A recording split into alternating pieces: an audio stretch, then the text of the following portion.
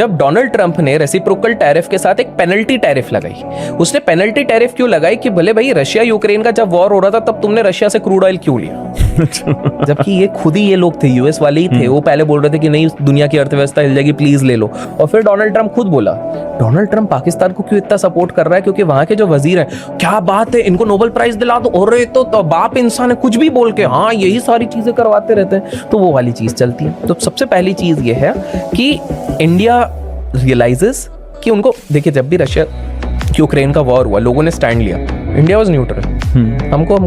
हमको हमारे ये भी दोस्त है क्योंकि उनको पता है हिस्टोरिकली लॉन्ग रन से देखा जाए तो भैया Russia has been better friends in contrast to others. तो इंडिया में मैं कहूंगा डिप्लोमेटिकली बहुत अच्छा, इतने बड़े पॉलिसी में जब इतना प्रेशर रहता ना तो ये बहुत बढ़िया डिसीजन था। अब दूसरी चीज क्या हो गई अमित भाई, जैसे मैंने आपको बताया कि जो सबसे ज्यादा रिफाइनिंग हो रही है सिल्वर की, अगर मैं बात करूं वो हो रही है चाइना पे। करेक्ट। इंडिया ऑल्सो नोस कि हम पूरी तरीके से उधर नहीं कर सकते। अब ये जो एक्सपोर्ट वाला सिस्टम लगा दिया दुनिया भर का, बैन नहीं लगाया बट एक तरीके से कंट्रोल लेने की कोशिश ही कर रहे हैं। तो अब इंडिया ऑल्टरनेटिव्स ढूंढ रही है।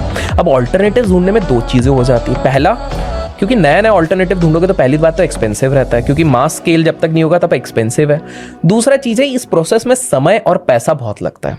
बट इंडिया हैज रियलाइज्ड कि हमें ये चीजें करनी पड़ेंगी, इसलिए वो इधर उधर सबसे बात करती है। जैसे डिफेंस का हम बहुत बड़ा डील रशिया के साथ करते हैं कि भाई हमको डिफेंस के इंस्ट्रूमेंट्स दो, ये सारी चीजें दो, क्योंकि इंडिया ऑल्सो नोज कि दुनिया इतनी वॉलेटाइल हो रही है कि कब कौन सी चीज की हमकी जरूरत पड़ गए पता नहीं, क्योंकि युद्ध के लिए कोई ललकारे और सामने वाला मिसाइल के साथ हम तलवार के साथ है तो हम तो ऐसे भी नहीं लड़ पाएंगे। तो एटलीस्ट इंडिया उसके लिए प्रिपेयर कर रही है, तो वो अपने रिश्ते वहां पर भी सुधार रही है।